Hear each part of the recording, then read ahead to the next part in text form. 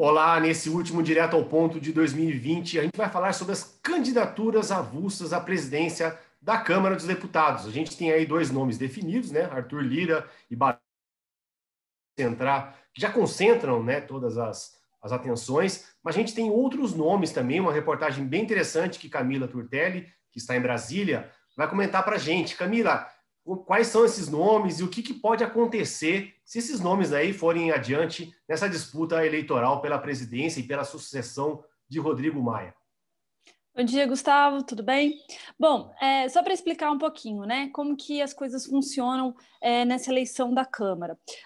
O cargo de presidente da mesa, ele é o único que não precisa necessariamente respeitar a tal da proporcionalidade na Câmara, que é uma relação aí com o tamanho das bancadas. Sendo assim, um candidato, um deputado que quiser concorrer, ele pode concorrer de forma independente, ou seja, sem o apoio do partido dele. Então, toda eleição tem ali 1, 2, 3 candidato avulso ou independente, que é aquele parlamentar que concorre sem o apoio do partido e muito menos sem o apoio de um bloco, que é uma reunião aí de mais partidos.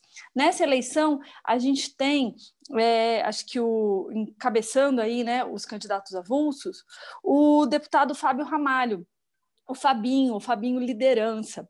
O Fábio Ramalho, ele é candidato do MDB, ou seja, né, ele está concorrendo, apesar do presidente do partido dele ser o candidato do Bloco do Maia, que é o deputado Baleia Rossi, e ele não é a primeira vez que ele concorre. Ele concorreu em 2019 e ele ficou em segundo lugar, teve 66 votos atrás do Rodrigo Maia. Então, assim, não é algo tão desprezível.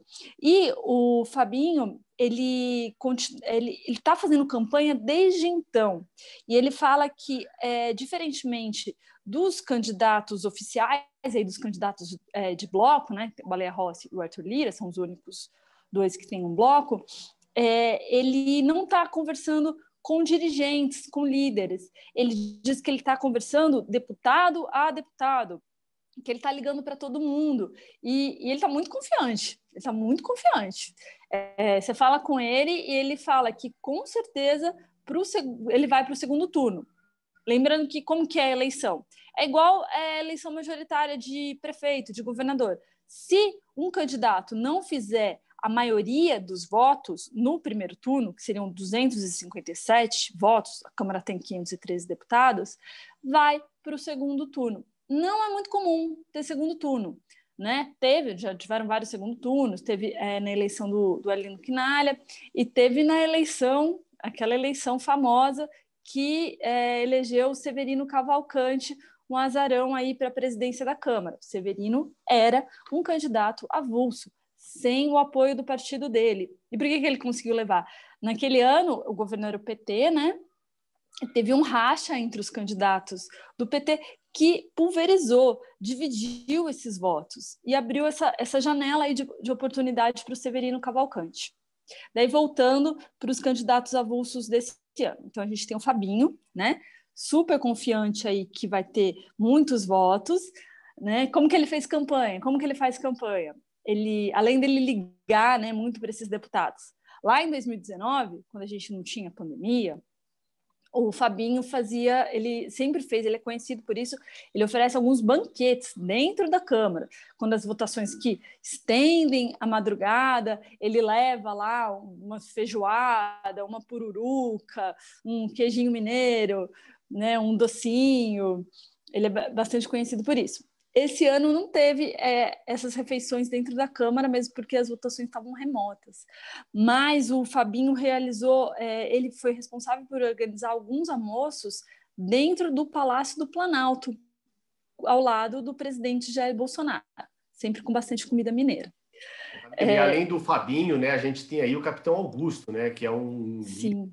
bancada da bala, né? E outros nomes que podem surgir, como o candidato do Novo, enfim, do PSOL, que ainda não fecharam questão, né? Exatamente. Falar um pouquinho do Capitão Augusto. O Capitão Augusto é um deputado do PL, São Paulo, ele é o líder da Frente Parlamentar da Segurança Pública, que é mais conhecida como Bancada da Bala, né? É uma frente bem grande, né? Ela reúne 304 parlamentares e ele acredita que ele tem o apoio dessa frente e ele acredita ter o apoio também de outras frentes, como, por exemplo, a Bancada da Bíblia, né? Que são não só evangélicos, mas católicos também. E ele tem um cálculo ali que ele teria pelo menos 80 votos. Então, ele diz que, na pior das possibilidades, ele também vai para o segundo turno. Agora, não sei. Daí tem o Novo, né? O Partido Novo. O Partido Novo tem uma bancada pequenininha na Câmara, são só 8 deputados. Mas, em 2019, eles lançaram o deputado Marcel Van Hatten, era na época líder da bancada do Novo. E apesar deles terem só 8 deputados, eles conseguiram quase que o triplo do tamanho da bancada. Foram 23 votos para o Marcel Van Hatten. Esse ano eles devem lançar algum outro nome, eles ainda não definiram, não bateram martelo, mas ontem eu conversei com o Van Hatten, ele disse que ainda há sim a possibilidade deles lançarem um nome, talvez o Van Hatten de novo. E a gente tem ainda o PSOL, que é o partido da oposição, que não está nesse bloco do Maia, e é uma bancada de 10 deputados. E eles têm como princípio lançar um nome próprio. Eles devem... Aí, algumas semanas eu conversei com a líder da bancada, a Sâmia Bonfim, e eles queriam lançar, inclusive, uma mulher, né, da bancada para concorrer, pelo menos para marcar uma posição ali no primeiro turno, sendo que no segundo turno eles provavelmente devem ir com o candidato do Bloco Maia e oposição. Legal. Então é isso. Camila, e por falar nisso, né, por falar em oposição, a gente tem aí o PT, né, que ficou de definir, e outros partidos de oposição que ficaram de definir se vão mesmo cravar esse apoio ao Baleia Rossi, o que deve ficar aí mesmo só para... não definiram, né, tiveram reuniões, o PT, que é o maior partido da oposição, né, um dos maiores partidos da Câmara, né, do PSL, né, que deve ficar mesmo para 2021, né, Camila? Isso. O PT, lembrando que foi no começo da semana, os partidos de oposição, os líderes dos partidos de oposição se reuniram com o Baleia Rossi, apresentaram para ele uma carta de compromisso, né, pedindo ali para o Baleia se comprometer a pautar, a abrir CPIs, pautar aqueles PDL, que é o projeto de decreto legislativo que derruba um decreto presidencial, pautar também convocação de ministros. Aí o PT se reuniu, depois só a bancada do PT, isso foi ontem, e eles não bateram martelo, eles querem conversar novamente com o Baleia Rossi e querem reforçar alguns compromissos com o Baleia Rossi, como a questão do auxílio emergencial, né? Lembrando que os governadores aí estão pressionando para a extensão do estado de calamidade, que isso tem relação com o auxílio emergencial. Então, eles querem reforçar essas questões com o Baleia Rossi. Tem uma ala dentro do PT que ainda defende que o PT tem um candidato próprio no primeiro turno, mas é uma tendência minoritária, isso, difícil de acontecer. Bom, enfim, então eles querem ter mais uma conversa com o Baleia Rossi e depois a bancada se reúne de novo no dia 4 de janeiro, e aí sim deve sair uma definição. Já os outros partidos de oposição, que são o PDT, o PSB e o PCdoB, podem sim definir, bater o martelo ainda essa semana, talvez hoje, ou no comecinho do ano que vem. O apoio desses outros partidos está mais definido. Maravilha. Camila, é isso. Obrigado pela companhia aqui nesse último Direto ao Ponto de 2020.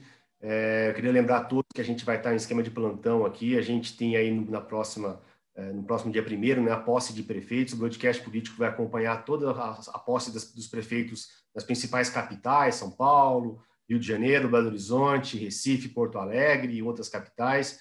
E você continua aqui e com essas notícias, com essa cobertura especial, e até o próximo ano, né, no Direto ao Ponto. E obrigado, Bruno Nogueirão, também, que está fazendo a ponte, né, vai fazer a edição final, e até 2021. Muito obrigado.